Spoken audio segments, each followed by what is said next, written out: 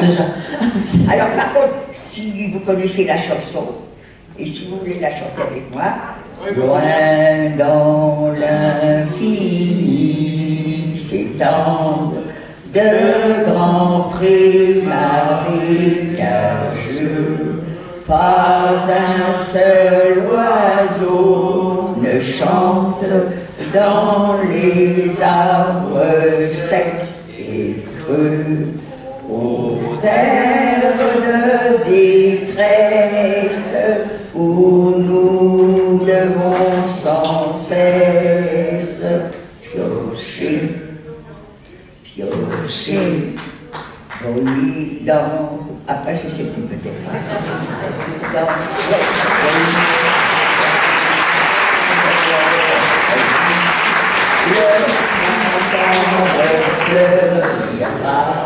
Liberté, liberté, chérie, je dirais tu es à moi, ô terre enfin libre, où nous pourrons revivre, aimer, aimer.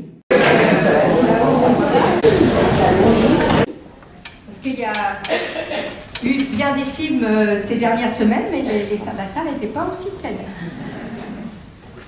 Donc, pour ne pas oublier, je vais d'abord remercier la mairie qui nous a toujours soutenus, et avec la présence de Monsieur le maire qui est ici, pour les venues de Ginette. Je voulais remercier la personne qui m'a fait connaître Ginette, c'est Colette, qui se trouve ici. Je l'ai même pas vu. T'as même pas vu Colette? Je l'ai même pas vu Colette. Et puis, donc, Céline Hérades aussi, l'adjointe à la culture, qui a toujours soutenu également et qui a proposé que le petit théâtre s'appelle le petit théâtre Ginette Kolinka. Donc, je voulais aussi particulièrement remercier.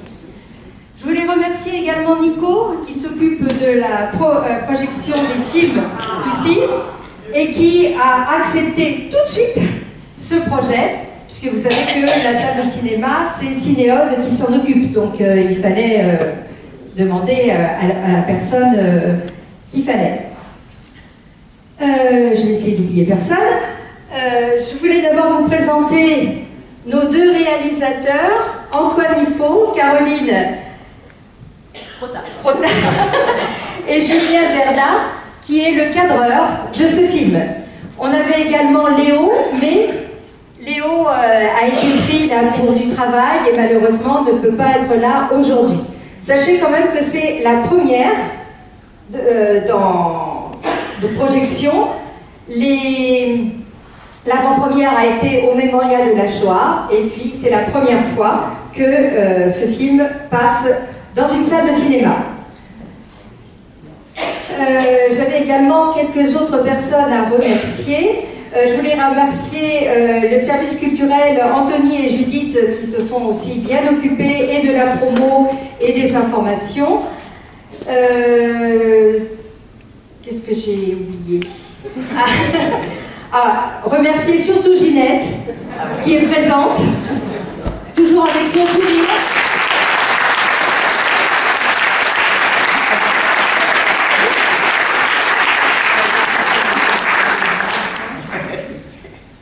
Je voulais remercier également mon mari qui m'a toujours soutenue depuis de nombreuses années pour occuper Ginette.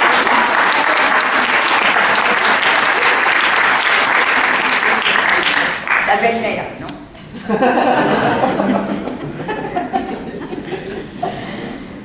Je crois que j'ai oublié personne. Et bien, j'ai laissé la parole maintenant à nos réalisateurs.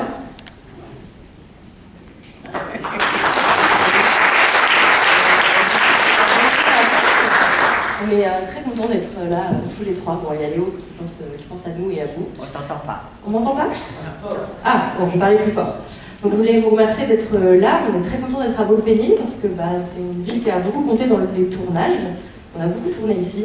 Donc, nous, surtout, on voulait remercier Chantal, qui nous a vraiment beaucoup aidé. Merci, Ginette. Tu m'entends pas? Je vais me rapprocher de toi. Non. Je vais me rapprocher comme ça. Ça va? Vous m'entendez? Voilà, je vais remercier Ginette d'être là et de nous avoir laissé tourner pendant 2 ans. Et on espère que vous allez apprécier le film. Je vais laisser la parole à Antoine. Bah, moi aussi, je vous remercie tous d'être là. Vous m'entendez bien?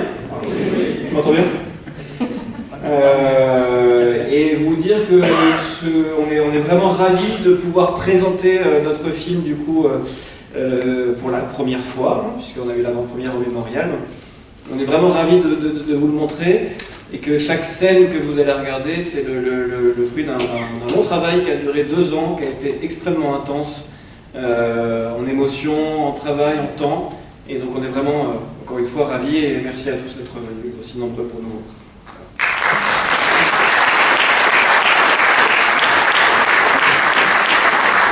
Du coup, bonne séance tout le monde.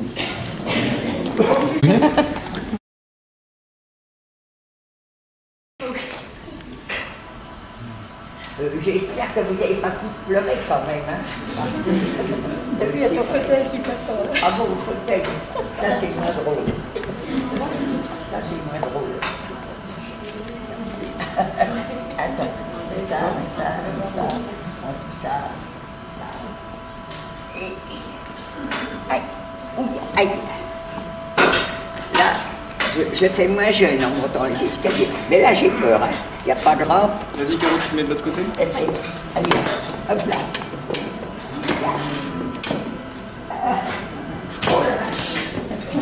Allez. Merci. Ah, il y a des petits... Attends, avance un petit peu. Je sais pas. Il y a des marques. Non, je ne plonge pas. Oh là là, il y avait beaucoup de monde. Ben, écoutez, moi je regrette de vous voir autant. Vous aviez autre chose à faire que de regarder cette histoire. Mais, comment? Bien. Bon, alors il faut que je recommence tout ce que j'ai dit. Ah non, pas de travail inutile. Bon, ben, écoutez, je vous remercie. Vous avez passé un mauvais moment, un bon moment, j'en sais rien. C'est vrai que je me suis bien reconnue dans cette séquence. Ce que je peux vous dire, c'est que je souhaite à personne de revivre ce que j'ai vécu. Moi, j'ai eu de la chance, je suis là, mais il y en a tellement qui ne l'ont pas eu. Et les applaudissements que vous avez donnés, je ne les mérite pas, mais je les partage avec tous mes camarades qui n'ont pas eu ma chance. Merci à elles. Et à vous aussi.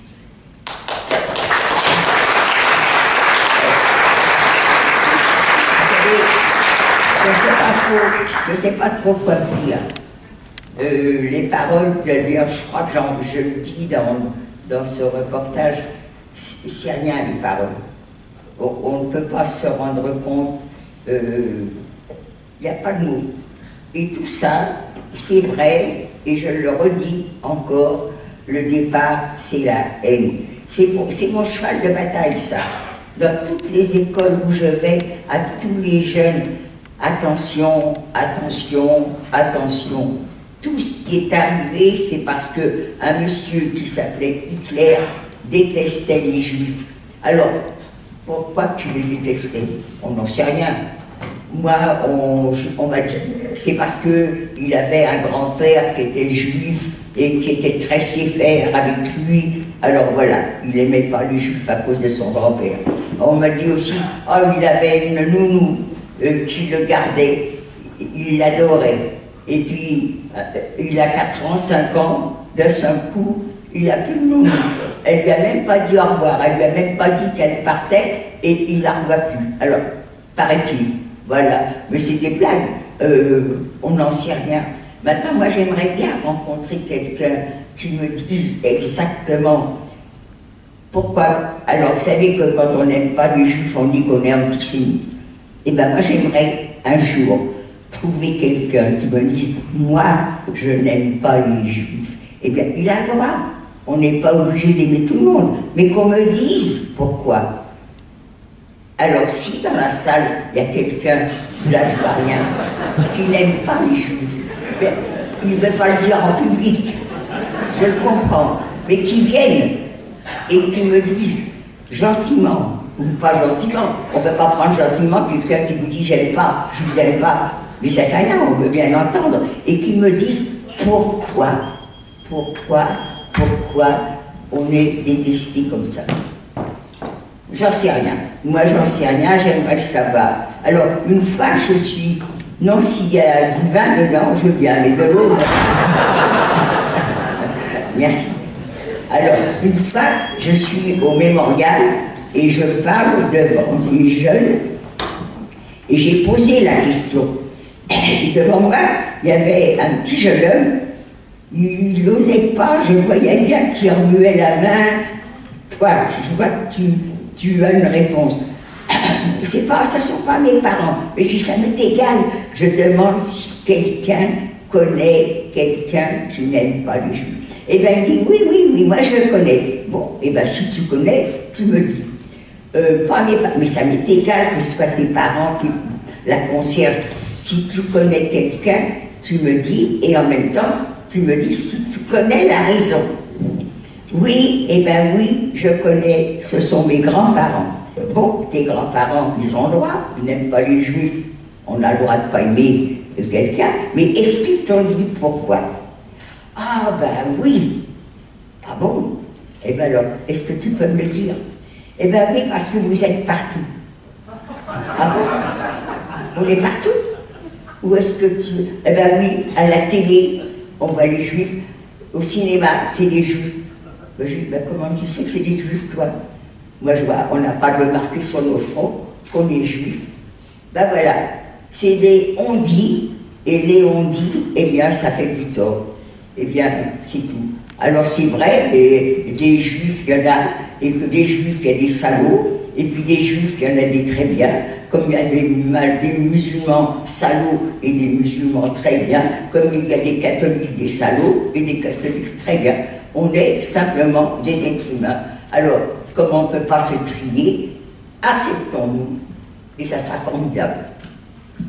Alors, merci à l'avance. Alors, qu'est-ce que je peux dire d'autre? Ben rien, je pourrais encore vous chanter la chanson, mais je chante faux. Il ne vaut mieux pas. En tous les cas, je remercie mon amie. Non, où est-ce qu'elle est? Non, elle est là. Mon amie qui a organisé cet après-midi. Il y en a peut-être qui vont lui en vouloir.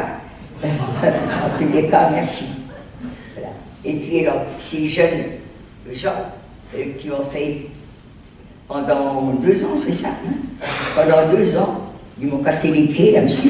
Non, mais c'est pas vrai. Mais je les ai appréciés. Et vous savez que j'ai quand même 98 ans, non, à peine. Je les étreigne, les 98 ans. Je ne suis pas encore habituée, hein. Il faut que je m'y habitue. Et ben, avec eux, j'ai 20 ans. Ils en ont 25 ans, je crois. Quel âge? Voilà.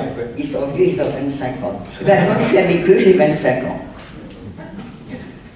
Merci à vous. Merci à toi. Bon, alors maintenant, si je suis là, pourquoi je suis là? Il y a des questions peut-être. Il y a des questions qui vont m'être posées. Eh bien, s'il y a des questions qui me sont posées, si je peux y répondre, parce que vous savez, je ne peux pas répondre à tout. Il y a bien des questions qui n'ont pas de réponse. Eh bien, il n'y a pas de réponse. Mais s'il y en a, eh bien, j'essaie de les faire. Alors, allons-y. J'écoute. Il y a peut-être un micro qui va passer. Vous voulez un micro peut-être? Il arrive. J'aime bien voir les gens qui me parlent, mais je ne peux peut-être pas demander qu'on éclaire la salle. Peut-être qu'il faut faire des économies. Non, je ne tiens pas du tout à être en plein dans la lumière. Tout à l'heure, je me suis assez vue. Hein. Je donnerai plein de... Oh, c'est pas beau. Oui, tu as passé le film à dire « Oh, quelle horreur !» Ah oui, j'ai raison. Quelle horreur de se voir de près. À force qu'on me dise tu fais pas ton âge, je le crois, mais c'est pas le cas. Non mais je vois pas. Je suis là. Vers le fond, tout en haut, à droite. Ouais, je pense qu'avec la lumière. Non, ça fait rien. Je ne vous verrai pas. Tant que le son est là. Et je répondrai aux questions. Bah, en fait, j'avais une question, mais dans le camp, qu'est-ce qui vous a fait tenir avec toute l'horreur que vous avez pu voir, entendre, et même le soir, quand il y avait en fait que des cris, mais qu'est-ce qui vous a fait tenir en soi pendant toute votre, on va dire vos vacances, mais enfin votre séjour dans cette horrible camp? D'abord, c'est pas une question, ça c'est un roman. Hein. Non, en attendant, je suis très sourde. Donc, comme j'ai des jeunes à côté de moi, qu'est-ce qui t'a fait les oreilles et je vais. La question c'est qu'est-ce qui t'a fait tenir pendant toute la durée où tu étais à Birkenau et ailleurs? Eh bien, écoutez, c'est une question que je me pose à chaque fois. Non, j'exagère. À chaque fois, c'est très mentir. Mais quand je raconte mon histoire, je l'ai vécue. C'est pas inventé. C'est pas. C'est ce que j'ai vécu, mais c'est aussi ce que mes camarades ont vécu, celles qui ont eu la chance de s'en sortir. Eh bien, on se demande tout comment qu'on a fait, comment qu'on a pu résister, comment que... Alors beaucoup me disent, oh moi j'aurais pas pu. Mais non, on n'en sait rien. L'être humain a des ressources qu'on ignore nous-mêmes. Vous savez, comme là je vois par exemple, je trouve aujourd'hui qu'il fait froid. C'est vrai, il ne fait pas chaud, mais j'ai quand même un pull vert, une veste, un gilet, et j'ai froid. Au camp, je n'avais rien sur le dos, mais rien. Je suis arrivée au mois d'avril, on m'a mis un petit pull vert sur le dos, il était peut-être trop petit, donc ça me faisait des manches 3/4, j'avais le ventre à l'air, j'avais un petit... Même pas, on n'avait pas de pantalon, ça n'existait pas. J'avais une espèce de petite jupe en règle. Et ben, je suis arrivée en avril et cette tenue a été même en plein hiver. Il faisait moins 25. J'ai gardé toujours cette petite robe en règle. Et comment qu'on a fait? Ben, quand il faut le faire, il n'y a pas de moyen autrement. Maintenant, attention, il y en a quand même combien qui n'ont pas résisté hein? Une partie de ma famille. Mais encore, je peux dire que la partie de ma famille, ils ont été, tous ceux qui étaient avec moi, sont morts en arrivant. Ça, c'était encore une bêtise. Je croyais qu'ils étaient morts en arrivant tous. Alors, mon père, mon frère, oui, puisque c'est moi qui leur ai dit de monter, et ça a toujours été un remords. Même si, de toute façon, sans avoir une carte d'identité avec soi, ça se voyait. Ils acceptaient que les Juifs restent en vie à condition qu'ils puissent travailler. Et pour eux, ils estimaient une femme, elle peut travailler entre 15 ans et 45 ans.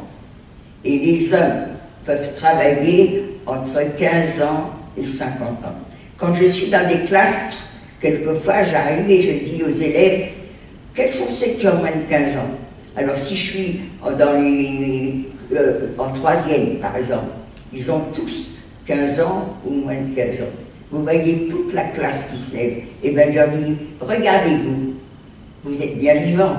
Eh bien, vous auriez vécu à mon époque, et vous auriez été juif, eh bien, on vous tuait. Et là, on réalise. Sinon, les chiffres, on ne réalise pas. Mon frère avait 12 ans, mon père avait 61 ans, il n'était pas dans les âges, donc de toute façon, il était désigné pour être obligatoirement monté dans les camions. Mais je me suis sentie toujours responsable parce que c'est moi qui leur avais dit de partir. Et quelquefois, je me disais, mais au moins, eux sont morts très rapidement. Parce que pour moi, être dans les chambres à gaz, on rentrait dans la chambre à gaz, et puis, ça y est, fini, il n'y a plus personne au bout de 3 minutes. Et puis j'ai vécu avec cette idée-là pendant très longtemps. Et il y a eu en 70, l'anniversaire de la libération d'Auschwitz. Et on est là-bas, et il y a un monsieur qui prend la parole, et ce monsieur faisait partie du Sonderkommando. Le Sonderkommando, c'était ceux qui faisaient rentrer les gens dans la chambre à gaz et qui, une fois que la mort avait fait son travail, les sortait. Et ce monsieur raconte, quand on rentrait, au bout de 25 minutes, que la mort avait fait quoi? 25 minutes? Mais moi je croyais 3-4 minutes. Eh bien lui, il trouvait que 20-25 minutes c'était rapide. Et moi quand j'ai appris que c'était pas 3-4 minutes, je me suis imaginé.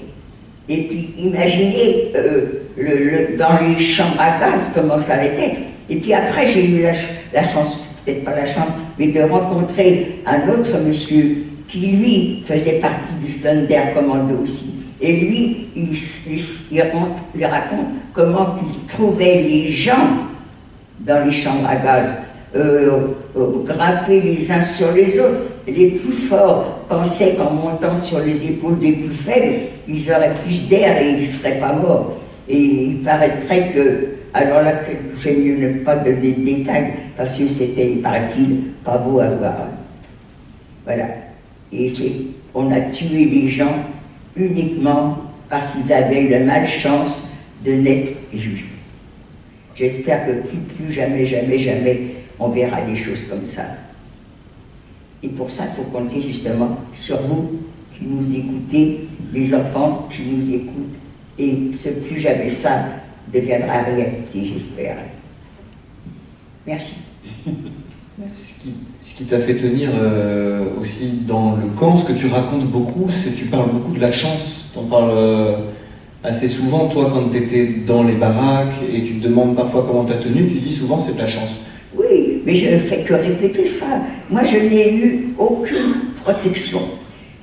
Vous aviez des personnes qui arrivaient dans le camp, ils rencontraient un ancien voisin, quelqu'un de la famille qui était arrivé avant eux, qui avait réussi à avoir un travail, parce qu'il y avait des travaux qui étaient plus ou moins durs, donc il y avait des travaux qui étaient plus ou moins intéressants aussi. Eh bien, s'ils pouvaient quelquefois les aider à changer de travail, non, moi je n'ai jamais eu de protection.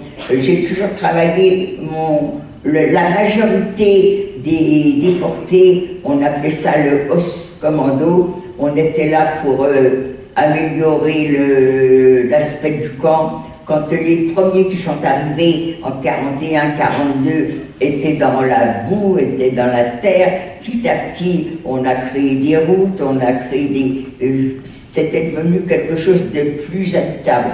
Eh bien, moi, j'ai fait partie de ces commandos.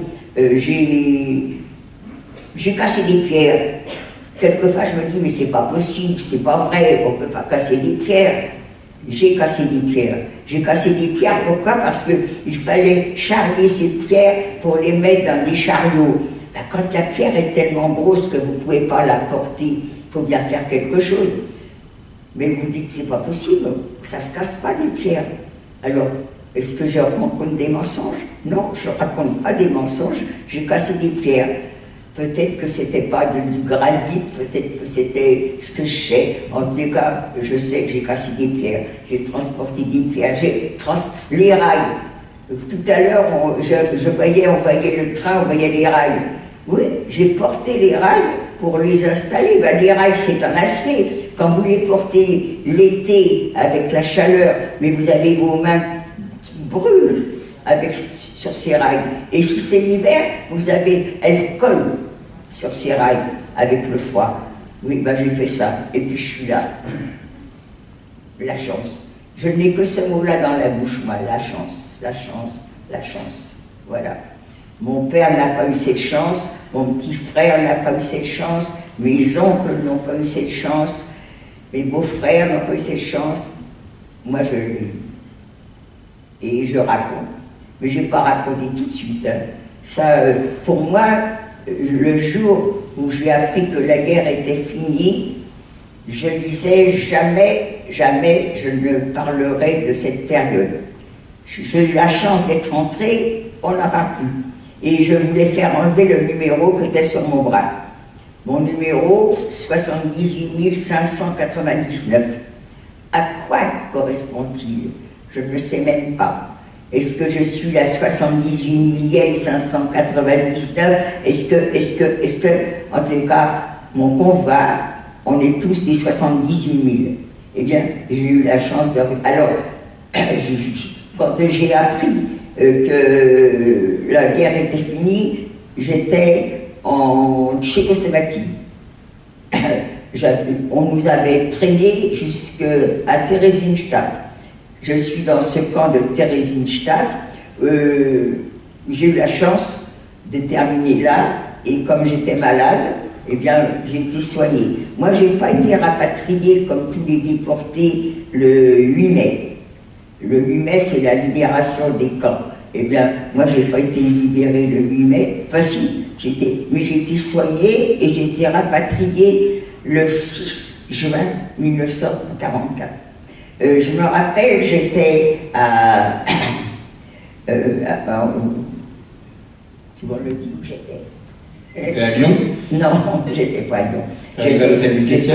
J'étais en Tchécoslovaquie. La guerre est finie. Je suis avec une Française à l'hôpital. On apprend qu'un camion qui est dans la cour va rapatrier les Françaises. Comment qu'on s'est retrouvé sur ce camion? En tout cas, on y était. Ce camion va faire quelques distances en Allemagne. C'est la nuit. On va s'arrêter dans un château, je ne sais pas lequel. Je sais que là, on nous a... Il y avait des camps, on a été hébergés, on a été couchés. Le lendemain matin, on a repris ce même camion qui nous a emmenés jusqu'à l'aéroport de... Là encore, vous voyez, j'ai un trou, je ne me rappelle plus où c'est. En tous les cas, c'est pas grave. Là, on a fait le baptême de l'air. Je ne savais même pas que c'était le baptême. J'ai même pas réalisé que c'était la première fois que je prenais l'avion. On est dans l'avion, on va atterrir à Lyon. À Lyon, on nous fait descendre, on nous amène dans un centre d'accueil. Alors, est-ce que c'est directement de l'aéroport, où il y avait un centre d'accueil dans l'aéroport? Je ne m'en souviens pas non plus. En tous les cas, je suis dans ce centre d'accueil. Il faut répondre à des questions. Les mêmes questions dans plusieurs bureaux, parce que si il y avait des collaborateurs parmi nous, eh bien, les réponses quelquefois ne sont pas identiques d'un bureau à l'autre. Donc, ils comparaient, je suis bien déporté. On me dit, prévenez vos familles. Mais moi, ma famille, pour moi, tout le monde a été arrêté. On a été dénoncés à Avignon, et ceux qui nous dénonçaient connaissaient la famille. Et donc, pour moi, alors naturellement, à Birkenau, je n'ai vu personne. Mais c'était, je ne savais même pas d'ailleurs que c'était si grand. Mais Birkenau était tellement, tellement grand, qu'on pouvait avoir sa mère d'un côté, sa sœur de l'autre, sans le savoir. Mais ça, par contre, moi aussi, je l'ignorais. Alors donc, pour moi, je n'ai pas de famille, mais par contre, je suis malade, donc j'accepte qu'on m'amène à l'hôpital. Alors, pour m'emmener à l'hôpital, je suis dans ce centre d'accueil à attendre qu'on vienne me chercher.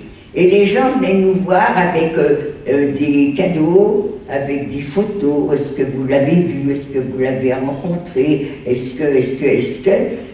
Quand on voyait des bébés, quand on voyait des personnes âgées, naturellement qu'on ne disait rien, mais on savait très bien qu'ils ne rentreraient pas.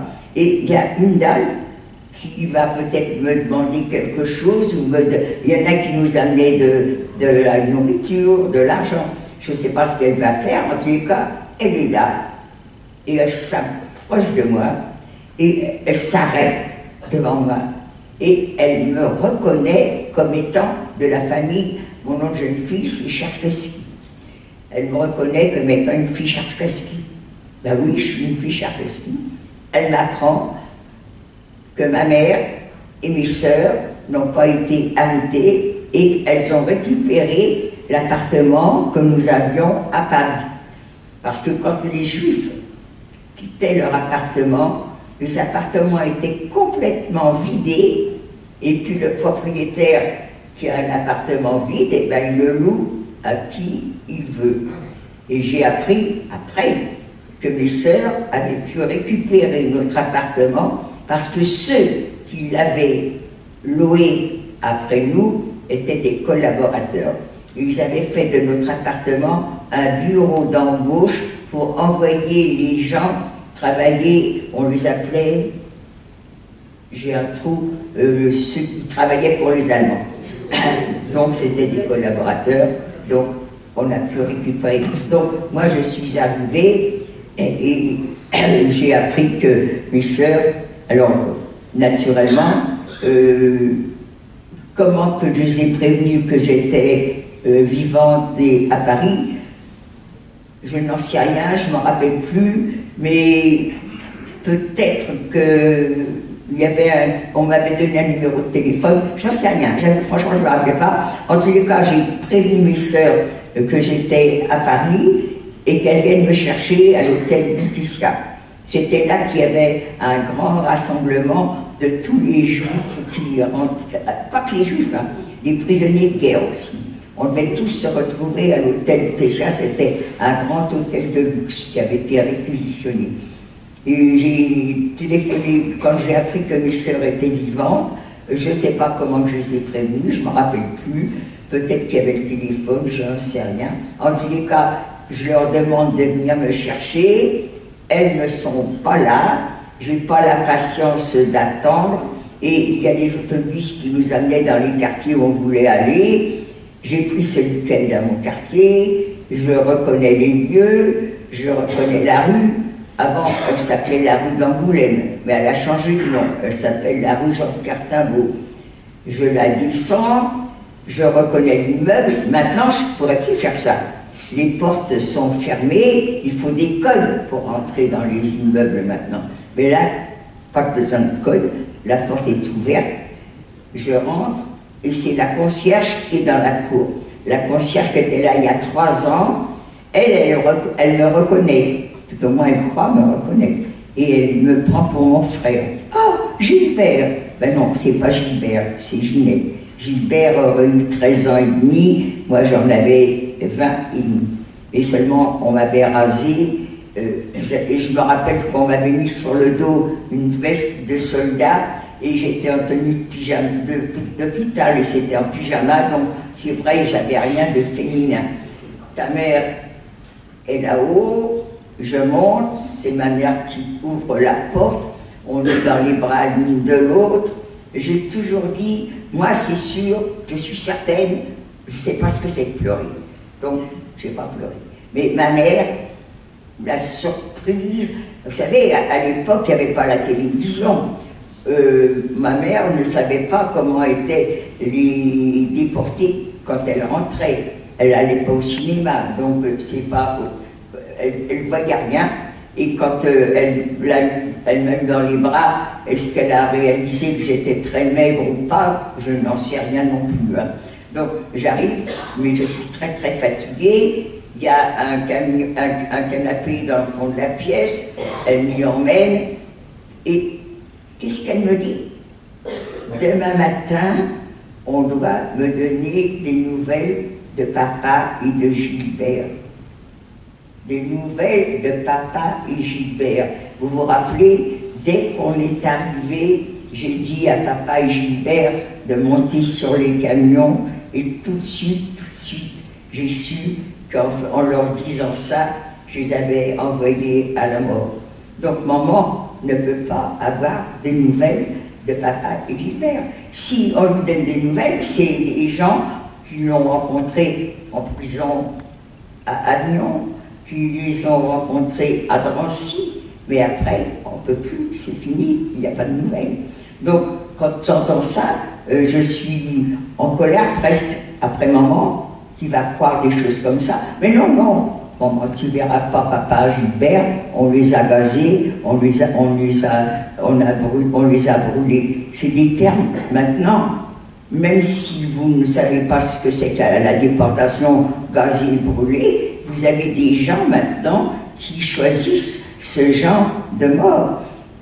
Plutôt que d'aller dans un tombeau, eh bien, ils préfèrent se faire, comment on appelle ça? Incinération. Ah, voilà, ils préfèrent se faire incinérer, et c'est des choix. Eh bien, voilà, j'ai appris à ma mère qu'elle ne leur verrait plus aussi brutalement, qu'elle ne leur verrait pas son fils ni son mari, et jamais, jamais, jamais, je n'ai eu de remords. Jamais.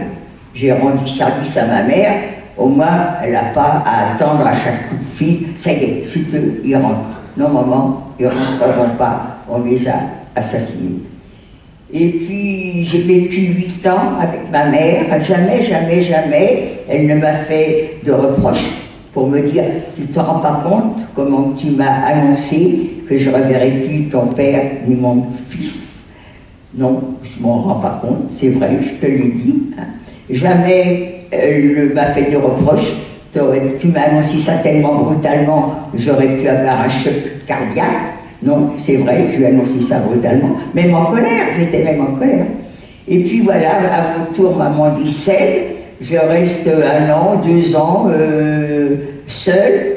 J'ai l'occasion de rencontrer un jeune homme, on ne s'est plus, on s'est mariés, et puis j'ai eu un fils. Et c'est quand j'ai eu mon fils, seulement là, c'est-à-dire 10 ans après, que j'ai eu du remords. Sinon, avant, aucun remords. On est habitué à tellement avoir, quand vous êtes dans des endroits comme ça, vous voyez tellement de choses affreuses que on perd. Enfin, il ne faut pas que je dise moi, je sais personnellement, j'ai perdu toute question de sentiment. Vous savez, je vois les SDF dans la rue, je les plains, mais pas beaucoup. Oui, ben moi aussi j'ai été comme toi. Moi aussi j'ai dormi dans la rue, dehors comme ça, sans chauffage. Moi aussi. Mais toi, par contre, si tu as faim, tu peux aller faire la queue, puis on va te donner de la soupe. Nous, non. Et puis toi, tu ne travailles pas. Nous, non seulement on avait faim, on avait froid, mais on était obligés de travailler et on recevait des coups. Voilà. Donc, je ne plains personne, parce que toujours, je ramène à ce que nous, on a vécu.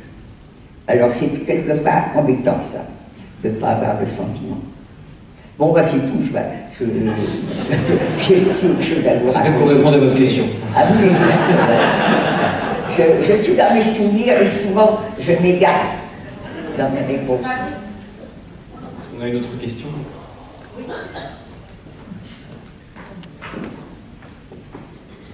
C'est moi qui parle, c'est toi qui as soif.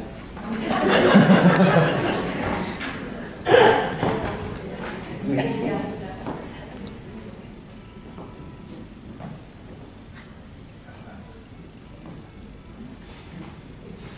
Pouvez-vous, s'il vous plaît, nous expliquer ce qui vous a poussé finalement à parler et à témoigner et, voilà, et comment vous avez vécu toute cette phase où vous n'avez pas voulu parler, le silence, mais surtout le moment où vous vous êtes décidé aussi finalement à témoigner, à raconter votre existence de déporté.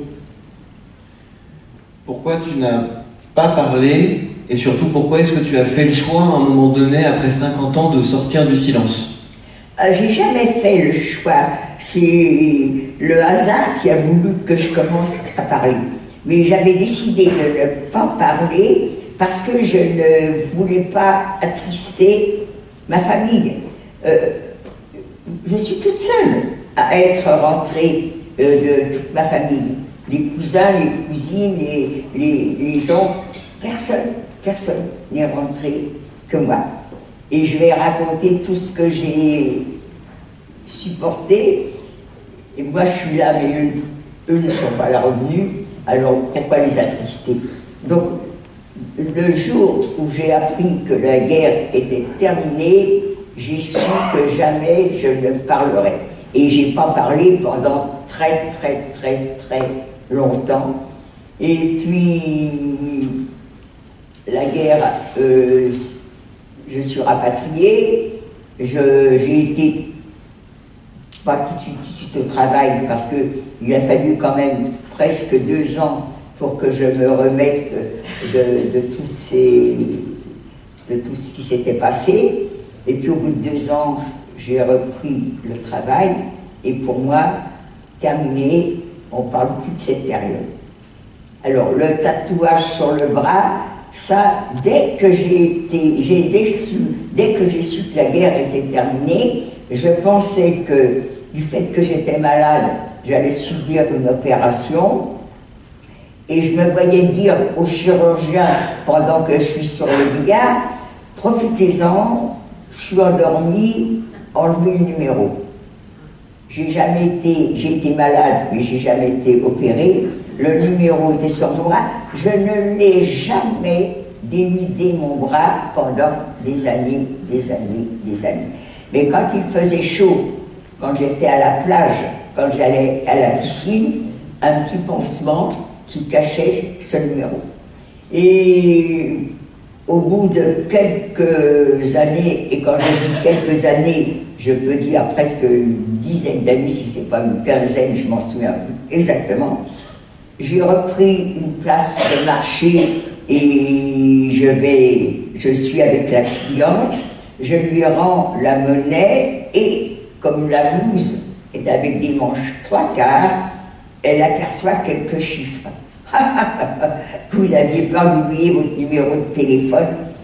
J'étais tellement outrée que cette femme, qui n'était pas jeune, pour moi, elle avait une 60aine d'années, c'est quand même pas jeune, eh bien, quoi? Pour moi, tout le monde était au courant que les nazis avaient ouvert des camps, que les juifs étaient dans les camps et que ces juifs étaient tatoués.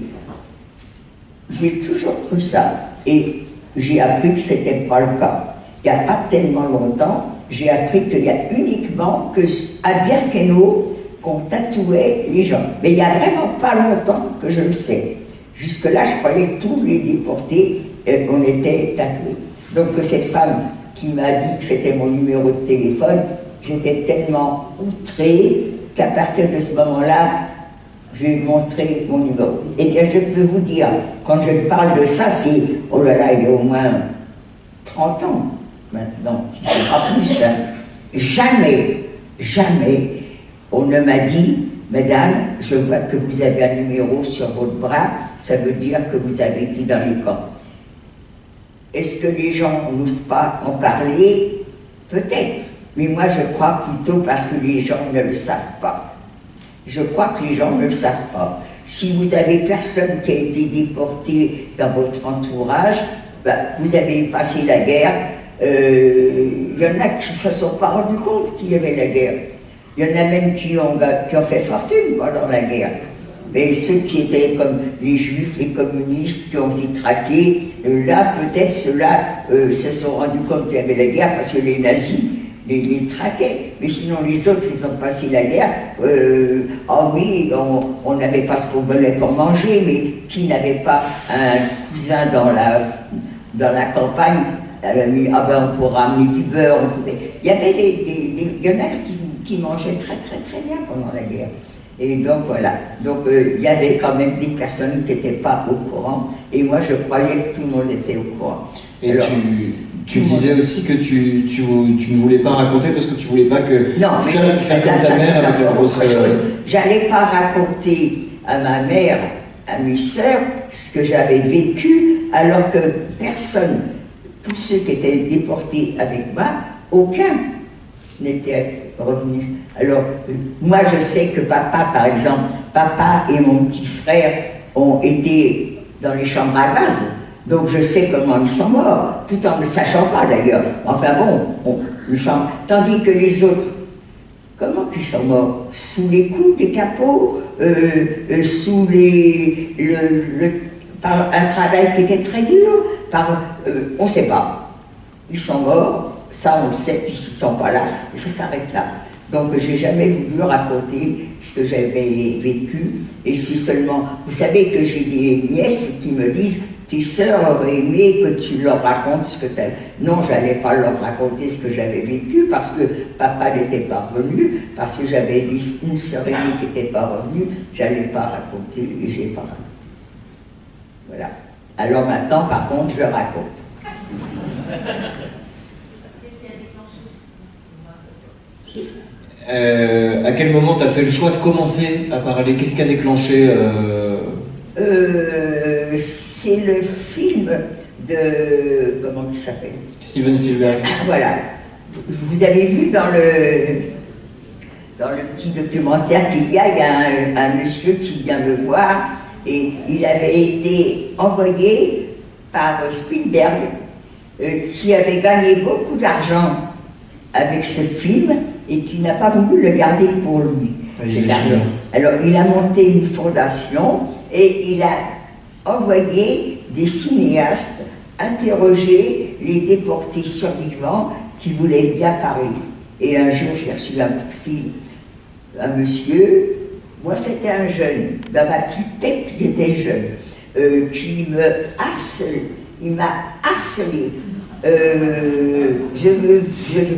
Alors, l'histoire de Spielberg, qui m'a payé pour que je vous interroge, ah non, ça fait trop longtemps que je suis revenue, je ne me rappelle pas, non, j'ai rien à vous dire. Mais si, madame, vous croyez peut-être que vous n'avez rien à me dire, mais si je viens, vous verrez, on parlera. Je n'ai rien à vous dire, je ne me rappelle pas, c'est très vieux, et même si j'avais des souvenirs, ils sont enfouis, et j'ai pas envie de les voir réapparaître. Et puis, il me harcèle tellement qu'à un moment donné, j'en ai marre. Eh ben, vous avez du temps à perdre, ben venez. Et puis, il est arrivé, et comment il s'y est pris? Ça, je n'en sais rien.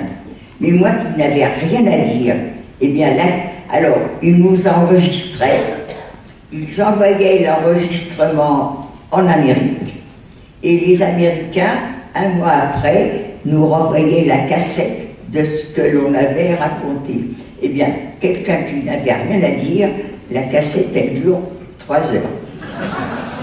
Alors, je ne sais pas, la cassette est parmi les cassettes que j'ai, j'en ai beaucoup.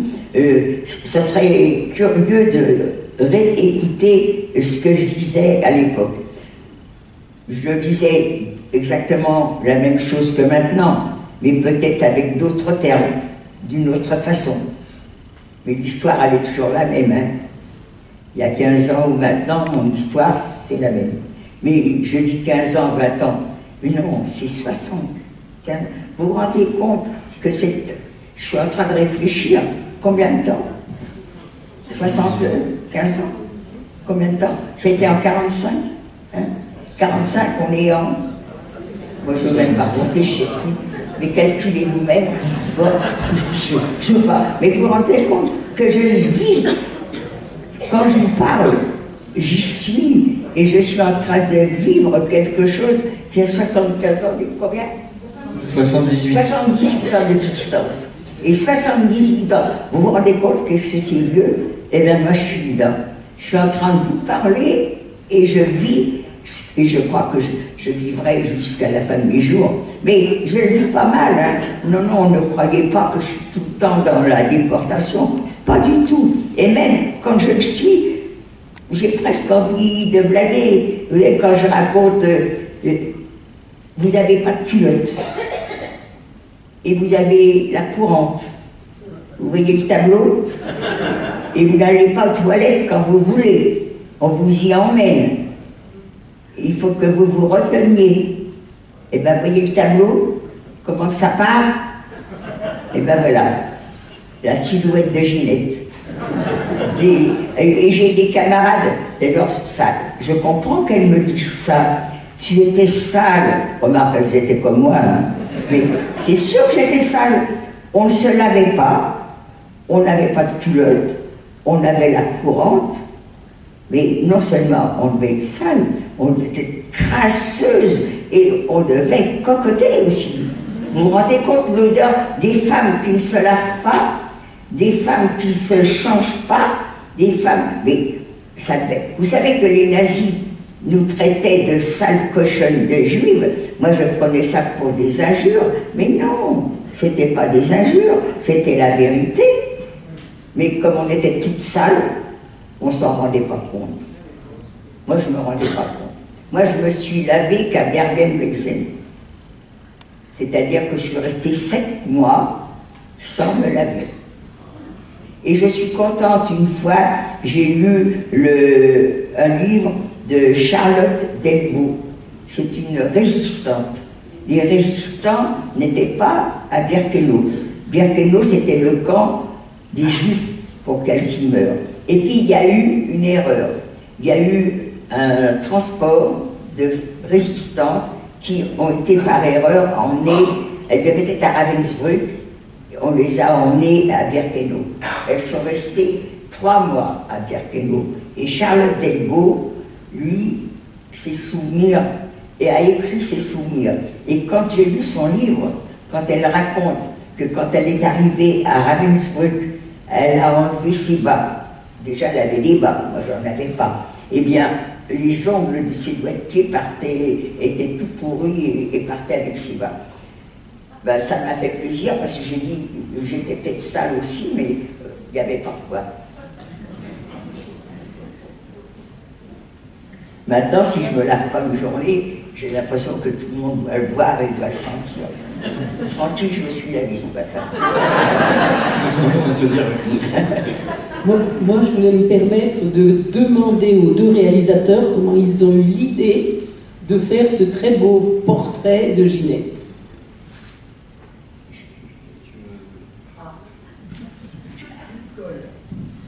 Merci pour votre question. Alors, ça a commencé c'était en 2021. En fait, Antoine et moi, on travaille journaliste à Radio France. Et Antoine programme la matinale de France Info. Donc c'est lui qui invite les invités de la matinale. Et un jour, il a dû inviter Ginette dans la matinale. Et si je me souviens bien, c'était en juin, juin 2000. C'était en juin 2021 qu'on t'a rencontré. Et on avait l'idée de faire un documentaire ensemble. On n'avait pas d'idée encore de thème, de thématique. Et il est rentré après avoir eu Ginette au téléphone et il m'a dit il faut absolument qu'on aille la rencontrer. Et c'est vrai qu'au début, moi, j'étais pas forcément partant. Je me suis dit on va pas encore faire quelque chose sur la Shoah. Je trouvais que ça avait été beaucoup traité. Je me trompais déjà. Et on a pris rendez-vous avec Ginette très vite parce que Antoine l'avait vraiment. Et pareil, il s'attendait, comme dans le film, à avoir quelqu'un qui était triste au téléphone, à ce qui est tout l'aspect solennel, ce qu'il y a avec Ginette, mais en même temps, elle faisait des blagues. La matinale, elle a été invitée pendant une dizaine de minutes avec Marc Fauvel et elle rigolait au bout du téléphone, alors qu'il était très tôt, il était 7 heures. Ouais, c'est ça, Antoine a eu le coup de foudre. Et on a rencontré Ginette, on allait dans son appartement, elle nous a reçus, il devait être, je sais pas, 10h ou 11h, elle nous a proposé l'apéro, déjà pour commencer. Et on a discuté avec elle, et nous on était très impressionnés parce qu'on n'avait jamais rencontré de déportés. À l'école, on n'en avait pas vu, ni Antoine ni moi. Donc on se retrouve face à Ginette, qui en plus avait donc son tatouage. On n'avait jamais vu de tatouage non plus. On était vraiment tout petits face à elle, et on lui dit oui, Madame Kolinka, on voudrait faire un film sur vous. Et tout de suite, elle a dit bon bah ok, on y va, vous faites ce que vous voulez de moi, tant que j'ai rien à faire et que je peux rester assise et que vous me transportez, on y va. Et c'est parti comme ça, et puis bah, on s'est plus quitté pour l'instant. On reste. Tu m'entends pas. T'as pas entendu ce que j'ai dit. Rien du tout. J'espère que t'as dit que des choses gentilles. Oui. Parce que moi, j'ai rien entendu. C'est moche de le dire, parce que vous perdez quand même beaucoup de facultés. Et les oreilles, elles en ont pris un coup. Hein. Ça fait que c'est bien parce que vous pouvez entendre ce que vous voulez pas entendre, et bien vous l'entendez pas. Alors, j'espère que tu as dit des choses. Non, je racontais notre rencontre. Comment on s'était rencontrés, qu'on est venu chez toi avec Antoine, qu'on t'a proposé le film. Souvent, j'essaie de me rappeler, mais j'avoue franchement, souvent aussi, je ne me rappelle pas. Elle se souvient qu'elle fait de gaspiller. Ce que je peux vous dire, c'est que je suis avec ces jeunes, et ben je ne me sens pas vieille du tout. Je leur âge. Bon, c'est vrai que la première semaine de tournage, on l'a baladé partout. On est parti à la mer, on est parti chez Chantal, c'est la première fois qu'on est venu à Volpénil. On a été partout et c'était très émouvant. Et en fait, on ne s'est jamais quitté, même après les tournages, on se voit régulièrement. On va en boîte. On va voir. Je crois que la première fois que j'étais avec eux, on allait au bord d'une plage. C'était au Crotoy, dans la baie de Somme. Et ils me payent. D'ailleurs, ça j'ai été vexée après parce que je pensais que c'était payé par ceux qui commandaient justement ce reportage. Et alors, ils m'emmènent au restaurant. Et celle qui servait au restaurant, je peux vous dire qu'elle avait une poitrine. Jamais je n'oublierai cette poitrine. Tous les garçons l'avaient remarqué. Quand on me parle de leur première jour, la sortie avec eux, je revois la poitrine de cette qui était très avantageuse. Et puis je peux vous garantir qu'elle le montrait. Et c'était pas des faux. Non, je savais pas. Je savais pas si c'était faux. C'est vrai, tous les garçons l'avaient remarqué. En fait, il n'y avait que Ginette et moi comme femmes dans l'équipe. Tous les garçons l'avaient remarqué, mais on savait que Ginette, et puis c'était vrai, je pense. Ils disaient rien du tout, et c'est Ginette finalement qui a dit, quand elle est partie, vous avez vu la paire de seins qu'elle a. Donc on a compris qu'on allait passer 2 années très sympathiques. Je sais pas si tu veux rajouter quelque chose. Non mais du coup passer après ça c'est un peu compliqué mais... Non mais c'est simplement pour vous dire que j'ai été déportée, c'est vrai, j'ai vécu quelque chose d'affreux, c'est vrai, mais j'ai eu la chance de m'en sortir et c'est ça qui prime. Mais malgré tout en blaguant et tout en riant, il y a tellement de mes camarades qui n'ont pas eu ma chance que quand même je reprends mon sérieux et je pense à elle et à ma famille aussi qui n'est pas revenue. Moi, il y a quelque chose que j'aimerais rajouter, c'est quand on a rencontré Ginette, la première fois où on est allé chez elle, et qu'on avait fait le choix de lui consacrer un documentaire. Donc on a commencé nous les recherches, les lectures de son témoignage, et moi je me suis rendu compte assez rapidement que, en réalité, comme beaucoup d'enfants, je suis allé à l'école publique et on nous apprend l'histoire de la Shoah. On nous apprend un peu dans les grandes lignes, c'est-à-dire qu'on passe dessus pendant quelques trimestres, on peut faire des activités ou autres, et donc on apprend l'histoire de la déportation, mais la parole du témoin, le contact avec le témoin, fait que tout d'un coup, l'histoire devient d'une certaine manière réalité. Et là, ce que vous avez vécu avec Ginette, qui vous raconte une partie de son témoignage, quand elle vous parle des ongles, quand elle vous parle de la saleté, et ben du coup vous comprenez un tout petit peu ce que des personnes ont eu la méchanceté. Enfin, il n'y a même pas de mots pour définir ça. Et vous comprenez un petit peu l'horreur que c'était.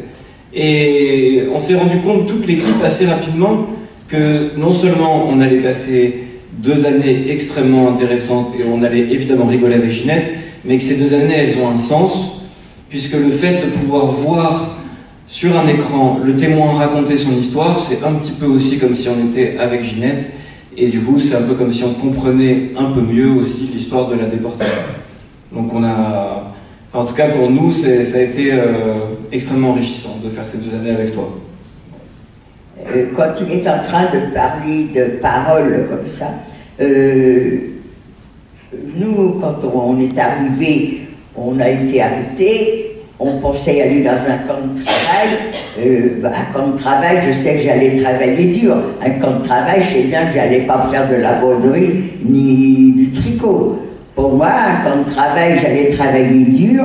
Et bien, pour une jeune fille qui a été vendeuse ou qui a travaillé dans les bureaux, un travail dur, c'est travailler dans les champs ou travailler en usine. Bon, eh bien, il y en a aussi qui, toute leur vie, travaillent de cette façon, ils n'en meurent pas. Et donc, quand je suis arrivée, j'ai vu des champs, j'ai vu l'usine, bon, c'était comme ça que je travaillais.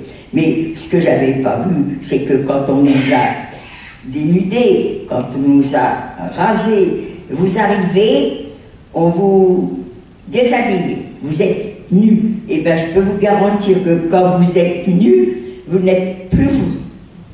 On vous enlève vos cheveux. Alors là, il n'y a même plus de blonde, de brune, des cheveux raides, des cheveux frisés. Vous êtes tous pareils. Et c'est là qu'on découvre la nudité. Vous avez vu déjà des... Je ne sais pas, à votre époque, maintenant, on se déshabille plus facilement qu'à mon époque. Mais à mon époque, on n'était pas nus comme ça. On se déshabillait tout ça. Donc, moi, j'ai fait des découvertes affreuses. Des femmes qui avaient des corps qui n'étaient pas comme le mien. Et ça, pour moi, ça a été une découverte. Alors, le pire des choses, ça a été quand ils nous ont emmenés aux toilettes. On n'a jamais été, on avait besoin d'aller aux toilettes. Dans les wagons, je ne vous en ai pas parlé, mais on a voyagé, il n'y avait pas d'endroit pour faire ses besoins. On a découvert un seau, à quoi ça sert? Ça gêne. On l'avait mis dans un coin du wagon. Après, le train ne s'arrête pas. Bon, eh bien, vous avez deviné que le seau que vous avez mis dans un coin va se servir. Alors, on nous avait donné des couvertures à emmener sur le bras, et je me souviens que mon père, quand on a quitté Drancy, était très content. On avait le droit d'emmener de Drancy sa couverture qui nous servait pour nous couvrir quand on était à Drancy. Et mon père était content, il avait maigri, et dans son pantalon, il avait mis 2 couvertures. À lui tout seul, il avait 3 couvertures. Donc pour s'asseoir, c'était comme... Oui, mais quand on a commencé à avoir besoin de faire, de se soulager, il n'y avait rien. Il n'y avait pas un coin pour s'isoler. Eh bien, c'est avec les couvertures de ce supplément qui était là que les hommes ont réussi à nous isoler. Mais on entendait, on sentait. Donc quand on est arrivé à Birkenau, là, enfin, on nous emmène dans une baraque pour faire nos besoins. Vous voyez une baraque, quand c'est comme ça, j'interroge les enfants qui sont devant moi. Quand tu es aux toilettes, comment tu fais? Alors, quelquefois, il y a des hésitations, mais la plupart, eh ben, on rentre dans le cabinet, on ferme la porte ou on met le rideau, et puis on fait... Eh bien là, c'est pas le cas.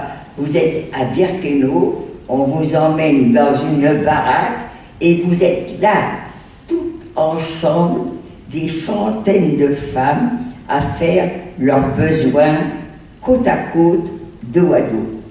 Pour moi, quand je parle de ça, et quand je montre aux gens que j'accompagne, je veux toujours absolument montrer cette salle. Pour moi, c'est le comble de la haine. Comment des hommes, comme on dit, artistes, la réputation des Allemands, musiciens, peintres, comment des hommes qui sont aussi doués pour ce qui est joli, comment par haine sont-ils devenus comme ça? Voilà, la haine, ça pousse les gens à faire des choses impossibles, incroyables. On faisait nos besoins. Vous êtes assis à côté de quelqu'un dans la salle, et bien, à imaginer que cette personne qui est assise à côté de vous a les fesses à l'air et fait ses besoins, et vous avez derrière vous, dos à dos, une autre personne qui fait la même chose. Vous avez des... Voilà. Ça, pour moi, ça c'est le comble de la haine que ces personnes-là ont pu faire. Mais il y a une chose certaine, malgré tout, c'est que je fais la différence entre les Allemands et ceux de l'époque hitlérienne. Ça, je fais très très attention. Je dis les nazis et je dis les Allemands. Je ne confonds pas les deux. Un homme qui a 75 ans, et il est quand même, il a un certain âge, hein, et bien à l'époque où moi j'étais dans le camp, c'était un bébé. Je ne vais quand même pas en vouloir à quelqu'un qui ne m'a rien fait. Alors moi, non. Les Allemands, ils sont comme tout le monde. Je sais que c'est des êtres humains, il y en a des biens, il y en a des pas bien, ça m'est égal. Mais j'ai des camarades, ah non, on ne mettra pas le pied en Allemagne, ah non, non, moi c'est pas le cas. Les nazis, je suis d'accord, et pas les Allemands.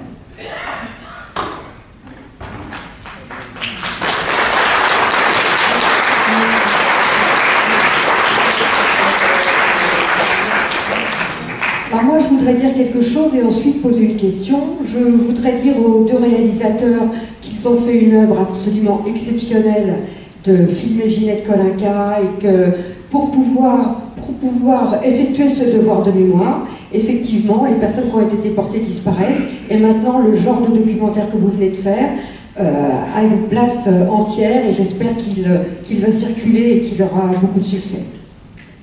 Merci beaucoup. Et je suis sûre que c'est pas pour tout le monde, pour une fois. La question que je voulais poser à Ginette Kolinka, madame, ce que j'aimerais savoir, c'est qu'avez-vous pensé de la réponse du rabbin Chaim Korsia quand vous lui avez demandé où était Dieu, avec tout ce que vous avez vu, tout ce que vous avez subi, qu'avez-vous pensé de la réponse qu'il vous a faite? Je n'ai pas entendu ça.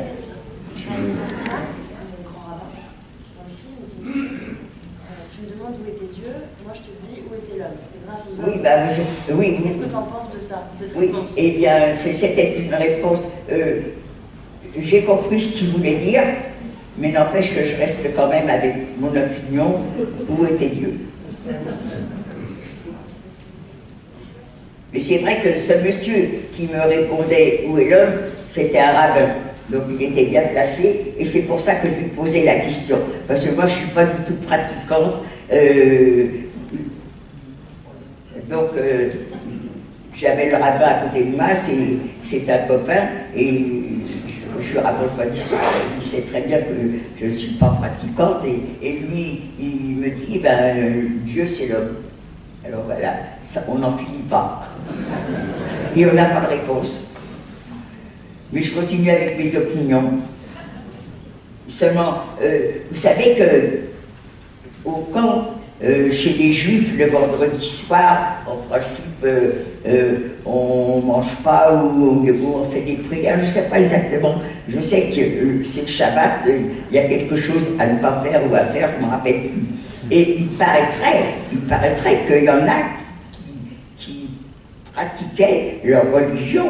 Ah ben, j'aurais bien aimé être avec elles parce que peut-être que Dieu m'en aurait voulu, mais en attendant, moi j'aurais pris leur ration.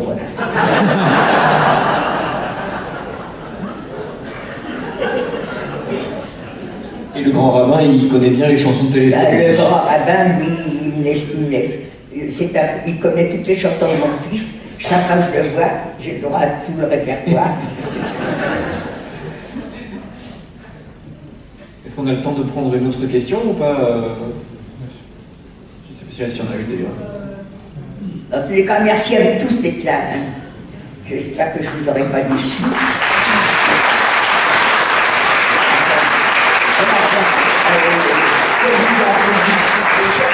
Parce qu'ils ont fait un travail vraiment très très bien. Ils m'ont pris quelquefois un peu trop de près. Je ne croyais pas être si moche, mais bon. Mais bon, on passe là-dessus. Mais vraiment, je trouve qu'il est très intéressant. Il y a des moments où c'est un petit peu long. On pourrait raccourcir des scènes, mais ça c'est leur travail, c'est pas le mien. Hein. Vous parlez d'une promo?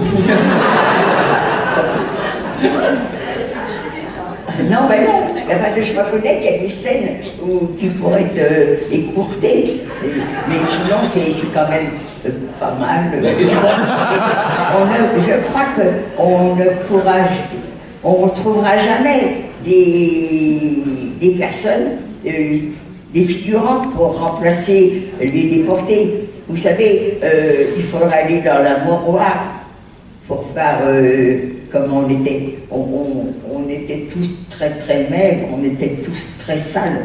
Et moi-même, je ne me rends pas compte vraiment comment j'étais.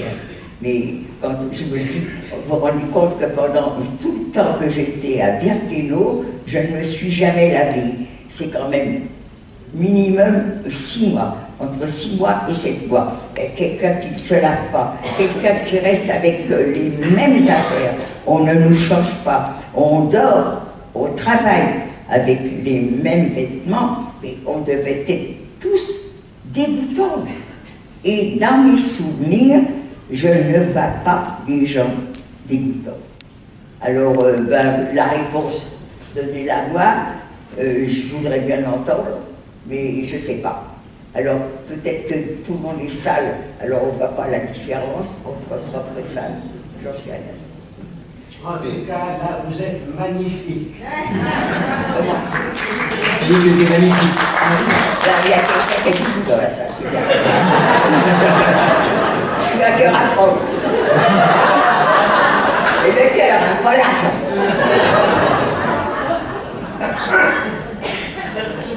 Bonsoir. Une petite question. J'ai du mal à m'imaginer qu'on puisse avoir tant de haine envers des personnes, quelles que soient les religions. Et je me demande si, dans vos geôliers, donc les nazis, vous aviez des fois ressenti de l'empathie ou pas? Et comment j'ai pas entendu? Tu as senti des nazis dans le camp qui avaient de l'empathie pour les déportés ou pas du tout? Alors là, vous employez un terme qu'il faut que je comprenne déjà. La gentillesse. La gentillesse, quelqu'un qui avait un peu de pitié pour vous. Oh, tu sais, c'est arrivé avec des... à la fin du séjour à Birkenau, je me souviens, on travaillait sur les routes, on faisait des routes, et ce matin-là, la Capo nous avait amenés dans un chantier, et le chantier était préparé, on n'avait plus qu'à mettre les pierres et les placer et les enfoncer dans la terre. Et celui qui nous surveillait, il y avait une sentinelle qui surveillait, c'est-à-dire les sentinelles, c'était des miradors, et dans les miradors, c'était les barbelés qui entouraient le camp. Donc on était sous les yeux d'un soldat qui était dans un mirador. Eh bien c'est lui qui nous prévenait quand la Capo approchait. Donc, il toussait. Il nous avait expliqué que quand il tousserait, ça veut dire que la Capo arrive, ça veut dire qu'il faut travailler. Mais si on avait travaillé comme le voulaient les nazis, je peux vous dire que 3 mois après, il n'y avait plus personne dans le camp. Mais il y avait des vieux soldats qui n'étaient pas SS, et puis ceux-là avaient pitié de nous et nous prévenaient. Mais on aurait été incapable de travailler comme ils voulaient qu'on travaille s'il n'y avait pas eu ces vieux soldats qui étaient là pour nous prévenir. On n'aurait jamais pu tenir le choc. Mais c'est vrai qu'on avait de la chance. Et puis ensuite, il faut dire aussi, on n'avait pas un soldat derrière un déporté. Un soldat, il surveillait. Et alors souvent, ces soldats étaient avec les capots. Les capots, c'était les femmes qui nous surveillaient. Et bien souvent, la Capo et le soldat, flirtaient. Et pendant qu'ils flirtaient, nous, on était tranquilles. Alors, mais on n'aurait jamais pu travailler au rythme qu'ils voulaient qu'on travaille s'il n'y avait pas eu ces moments comme ça. Merci. Pas de quoi.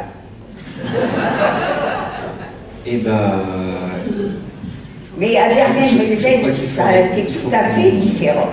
Dès qu'on a été à Bergen-Belsen, ça a été Birkenau était vraiment le camp de la mort. Bergen-Belsen, c'était différent. Bergen-Belsen, on ne travaillait pas. Je ne sais même pas pourquoi on nous a emmenés à Bergen-Belsen.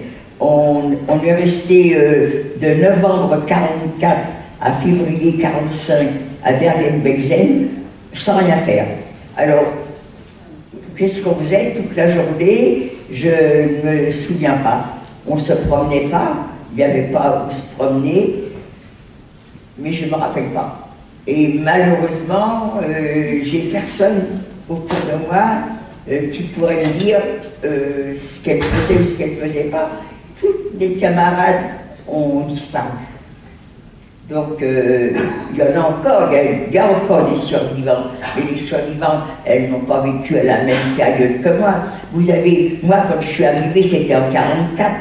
C'était déjà beaucoup mieux que ceux qui sont arrivés en 42 et en 43. Donc, ceux qui sont arrivés après moi, eh ben, c'était encore mieux que ce que moi j'ai connu. Donc, il faudrait tomber sur des personnes qui ont vécu la même période que moi, et peut-être qu'à elles, je pourrais leur poser des questions. Mais il y en a certainement qui ont survécu, mais je ne les connais pas. Merci beaucoup, Ginette. Pas de quoi. Excusez-moi, moi je voudrais savoir comment vous avez rencontré votre mari, comment il a vécu la guerre et est-ce que vous en parliez? Et merci. C'est tout à fait une histoire sentimentale. Je croyais qu'il avait de l'argent. On m'avait dit, je faisais les marchés, puis un collègue me dit, tiens, je connais un jeune homme pour toi. Je suis vexée.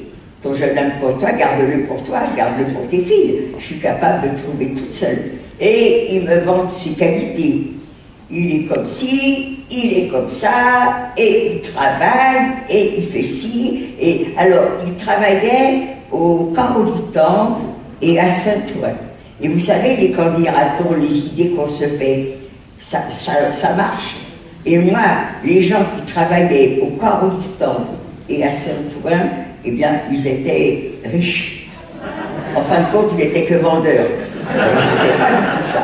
Mais comme il me l'a présenté, il travaille, je croyais qu'il était à son compte. Alors, puisqu'il est si bien, et qu'en plus il a les moyens, alors, allez, présente-moi ton oiseau rare. Et il me l'a présenté, et c'était un blagueur, il avait un tas de copains, copines, c'était tout à fait le genre de personne que j'aurais aimé rencontrer. Et bien, puisqu'on me le présente, allons-y.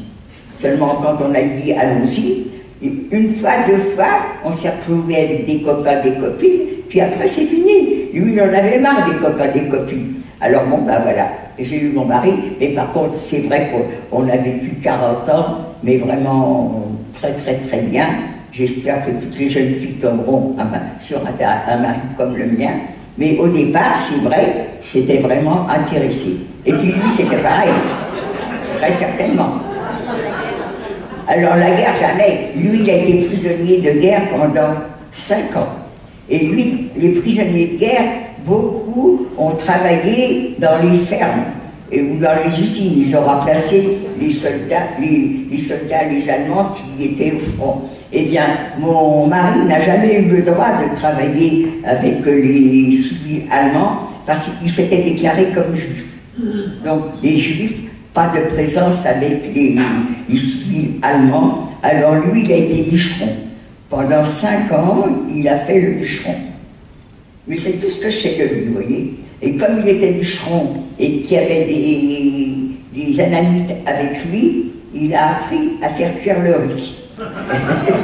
Voilà ce que j'ai connu de mon mari. Il savait cuire le riz, mais c'était un homme charmant et on a été heureux. On n'a pas eu beaucoup d'enfants, on n'en a eu qu'un, mais très bien. Voilà. Je crois qu'il est temps d'arrêter, pris par le timing. Oui, parce que si je vous raconte toutes les qualités de mon mari, vous allez juger les vôtres après, et peut-être que vous les verrez d'un autre œil alors. Avec Caroline, on voulait juste dire que c'est une œuvre collective, le film. Et donc du coup, un grand merci à la personne qui a fait la musique, à la personne qui a fait l'image, Julien, qui est là d'ailleurs. Et je remercie et Chantal, on remercie aussi l'actrice qui revient dans 2 scènes différentes dans le film. Le propriétaire de la salle. Si tu veux finir les remerciements. Bah merci Ginette, déjà, de nous avoir supportés pour le moment. De nous avoir dit bien sûr, on vient ce jour. On vient ce jour, hein. Ça fait 1 an qu'on a arrêté de tourner et on vient. Non, pas d'enfant. Un film, c'est bien déjà. Alors par contre, si vous connaissez la chanson, et si vous voulez la chanter avec moi, Loin dans l'infini s'étendent de grands prés marécageux. Pas un seul oiseau ne chante dans les arbres secs et creux. Aux terres de détresse où nous devons sans cesse piocher, piocher, oui, dans... Après, je sais plus peut-être. Dans...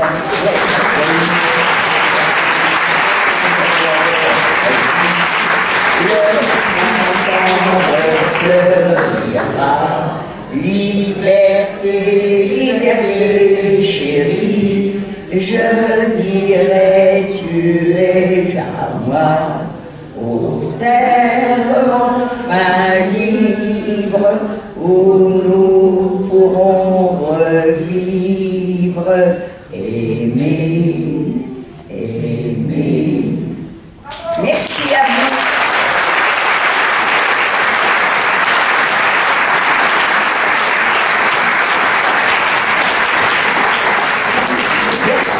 Bonne soirée.